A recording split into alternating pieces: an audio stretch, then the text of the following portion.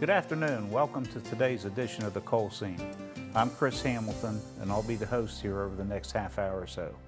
We're going to be talking about a number of the challenges that the coal industry is facing today, and we're going to start with a general summary or overview of the industry and talk about some of the production trends experienced today. Joining me in the studio is Bill Rainey, President of the West Virginia Coal Association. Bill, good afternoon. Chris, thanks. Appreciate being here. Thanks for taking time from your schedule to join us and talk a little bit about the industry.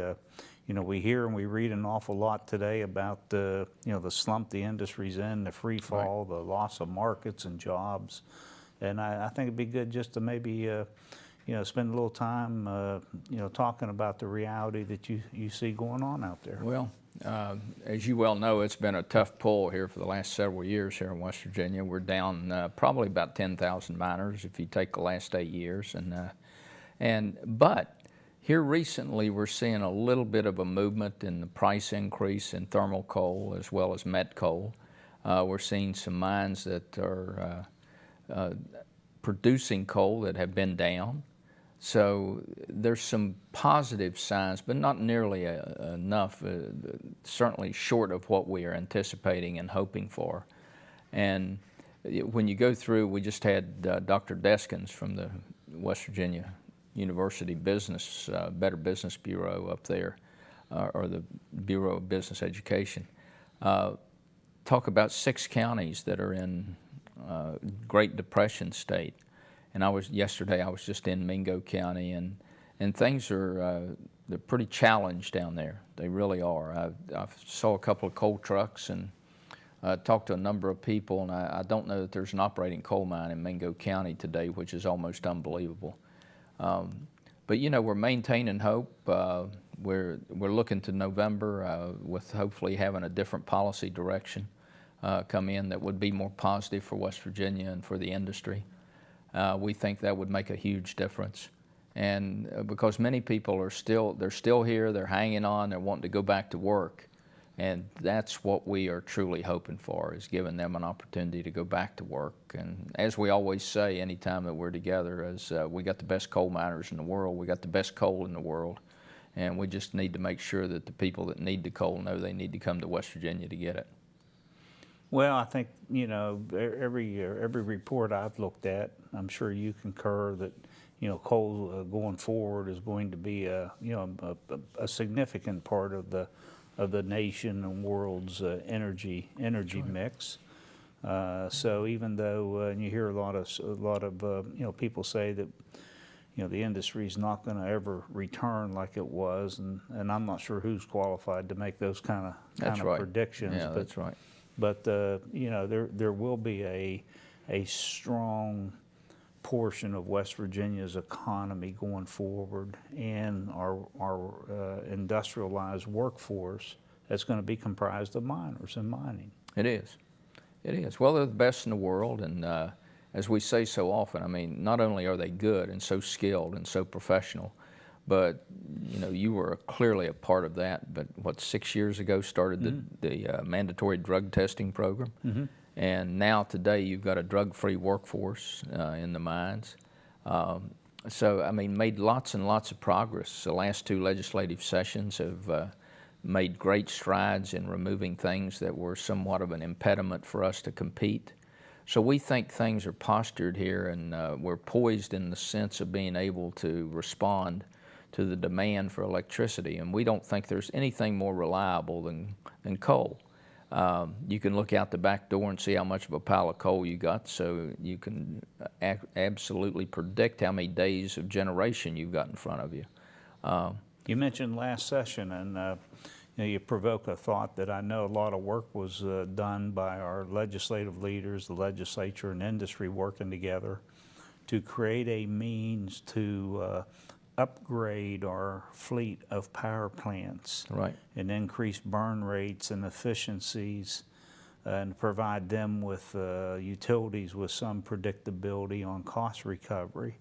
And I just read, if not earlier this week, sometime over the last 2 weeks, where First Energy was noted that in one of their press releases. Yeah, they that did. Based on Yeah. that legislative act, they Yeah. were in the process of improving, making upgrades at one or more of their plants. Yeah, it was going to be at Harrison and at Fort Martin, and they did. They referenced that plant. They're going to, as some of our folks have said, is you've got 57 Chevrolets sitting out there, and if you can put a 2016 engine in it, then it makes a difference, or certainly you modify it to be closer to 2016. And so that's what's going on, as I understand, with First Energy. They're having to make the changes, or they're willing to make the changes now that the law passed, and they're going to be in compliance with these environmental rules, which allows them to continue to operate, which is enormously important to the Morgantown and Clarksburg area. I read that press release. A couple things jumped out at me. First of all, it talked about the recent legislation, of course, but then it said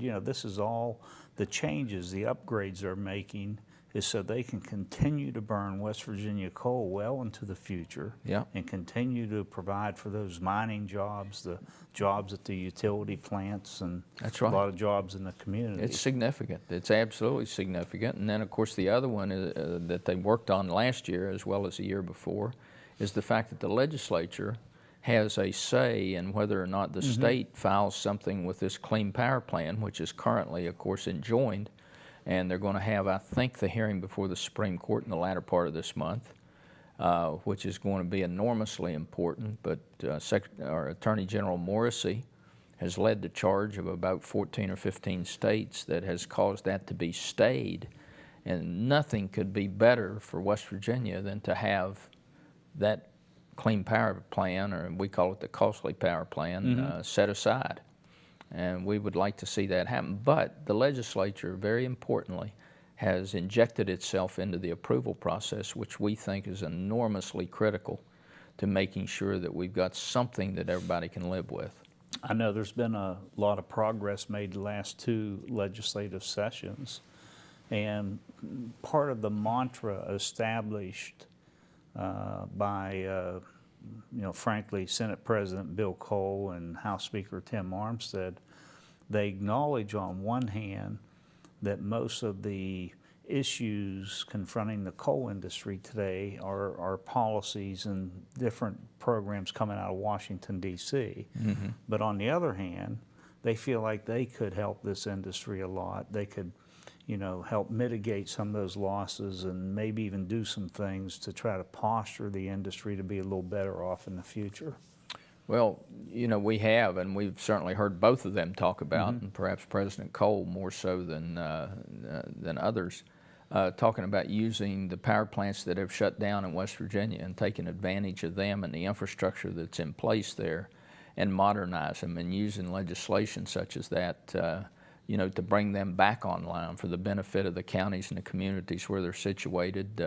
You've got all the wires going in that take you to the national grid, and so if you can bring in a new boiler, start using West Virginia coal once again at these sites, then it would be a great benefit to those counties, because they've truly suffered with the power plant. When a power plant closes, a county and a community really, really suffers. Not only from a tax-based standpoint, but just the employees and how much of a part of the community typically they are. One of the things that I hear being said, you've probably even have said it before, and that is that when this industry turns around, when the economy turns around and things start to improve, even if we don't quite reach the levels of coal production from 10 years ago, even take half of production and employment from 10, 15 years ago. Right. I mean, that's still a major industrial base in the state. Oh, it's huge. I guess what I'm saying is, as we're experiencing the losses, you hear a lot of gloom and doom, and the glass appears to be half full or half empty. Half empty But is you what turn most that, people want to do. But you turn that around, and a couple years from now, it's going to look half full.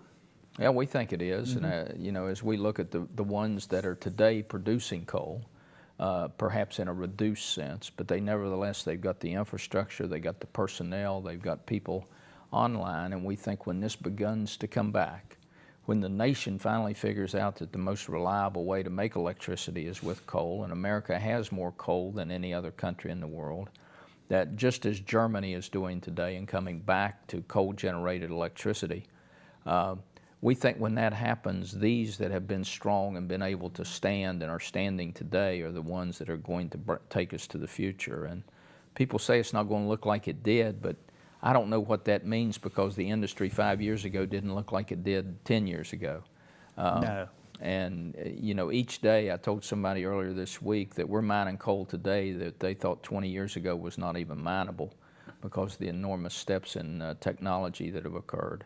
So to suggest everybody wants to take that negative, but we're not going to look like we did before, and I don't think that's the case. I think we'll be more streamlined, we'll be more efficient, and we'll be better at it as we're getting better each day. I don't think there's any question about that. I know, throughout my career, regardless of which, country shows increases in mining operations or coal production, they always come here, and not just to the United States, but they always come to West Virginia. They do. That's to right. see, how longwall mining's done, to see how mines are designed and laid out. Yeah. To look at the coordination and sequencing of mining activity. Yeah, well, that's what you and I both have said, and others, that we do truly have the best miners and the best mine managers and planners of any place in this world. We got as much challenged topographically from a weather standpoint. There are places that are more dramatic weather-wise, but we have those change of seasons that is always a challenge. We have chemical and other kinds of challenges that other places do not have, and we've probably got the toughest regulatory environment any place in the world to mine coal. And I think that's why they come here, Chris. They want to see how you're existing and how you're able to continue to operate. No question about that. The other thing is you see dirt on the boots, and you see some coal dust on the faces, but I think the fleet of coal-fired generators that we have here in West Virginia, like the Longview plant, and some owned and operated by both AEP and First Energy, you look at these power stations today that's burning coal, generating electricity for the community and area, and there's virtually zero emissions coming out of these plants today. I mean, the era of clean coal technologies has evolved to the point where it's here today. Yeah. There's water vapor coming out of these plants. There's very, very little, if any, airborne constituent. That's exactly right. I think the number is, since 1970, the amount of coal that is consumed in electric generating plants has tripled, but the emissions have been reduced by something greater than 90%. 90%, I've heard that. And so, I mean, they've done a tremendous job with that. So we know how to take something that is literally worthless, a mineral lying in the ground, and turn it into electricity, which everybody depends on. And if we could just get everybody in the Northeast and everybody else to appreciate the fact that we need miners working in West Virginia so they can maintain their lifestyle, we'd be a whole lot better off. But they don't get it. They think that electricity comes out of the wall. So. Well, I know you're frustrated by it, but it's hard to reconcile the fact that coal is still one of the, if not the leading base fuel for electric generation worldwide, and it's showing a growth trend. It is on a world basis, yeah.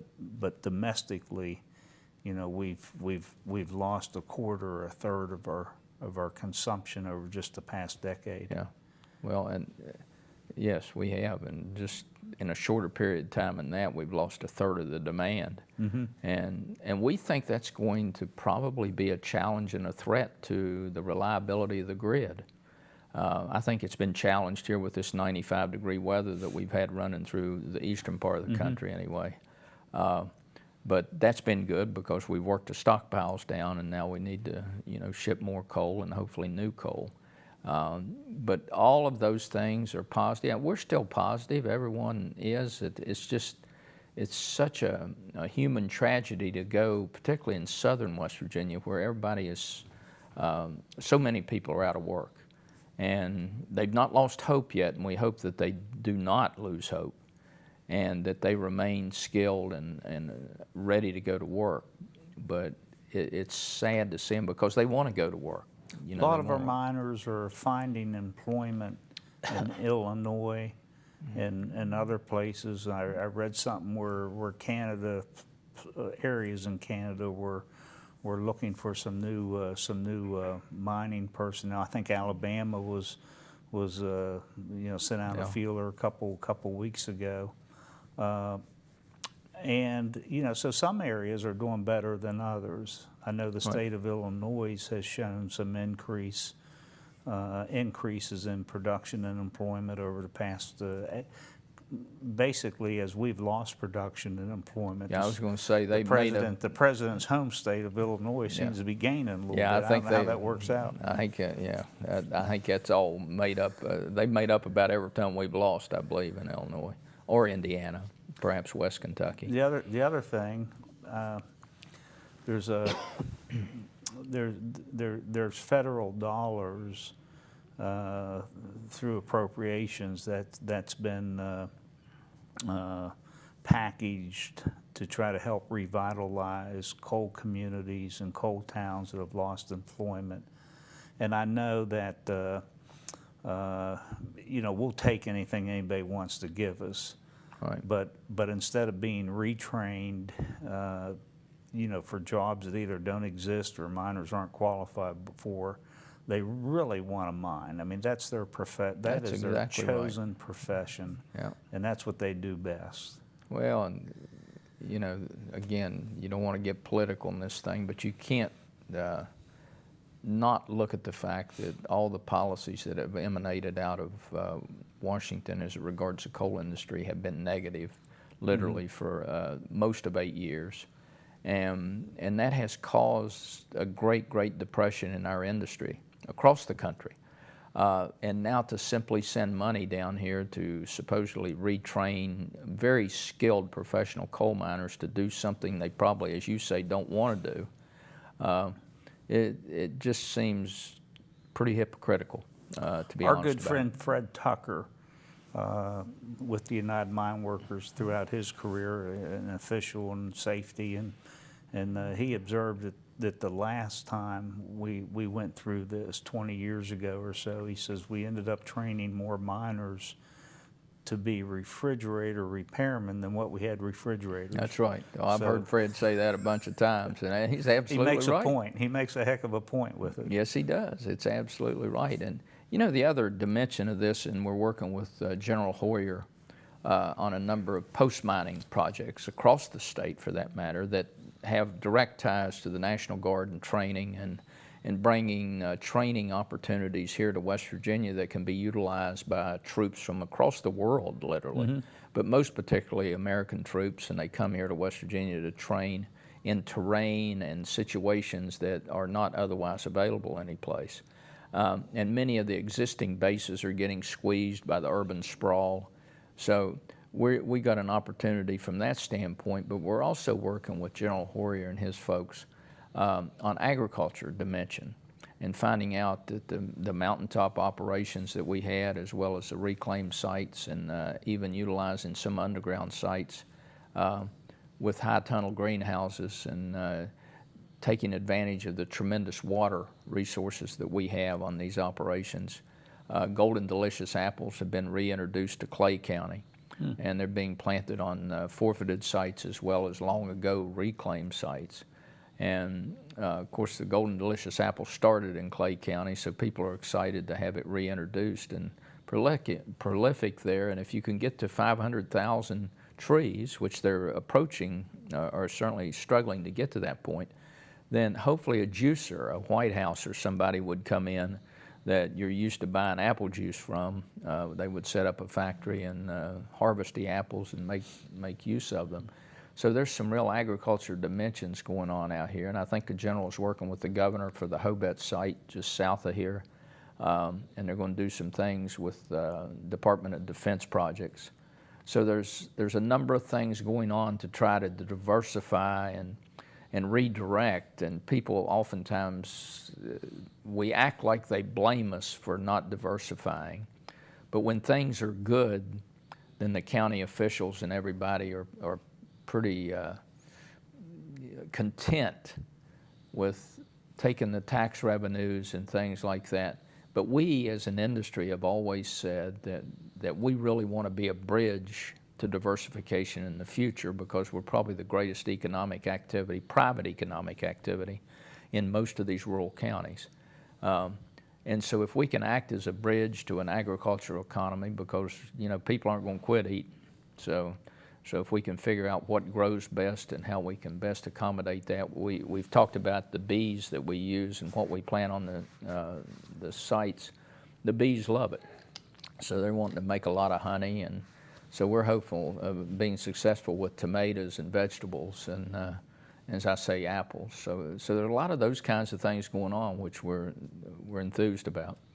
We have, we have grown with the industry where 25, 30 years ago, there was a lot of focus and question, if you will, over some of the reclamation practices. Right. There was high walls, some trees, uprooted here or there during some of the earlier days of the development of surface mining within the state. But when you go out and look at these, you don't hear anything about that today. No. I mean, certainly you don't hear of any issues. And you go out to these sites today, and you're seeing almost landscape architecture underway. That's right. The skill level of these guys that have been operating these dozers for 25, right. 30 years is phenomenal. Probably second to none in the world.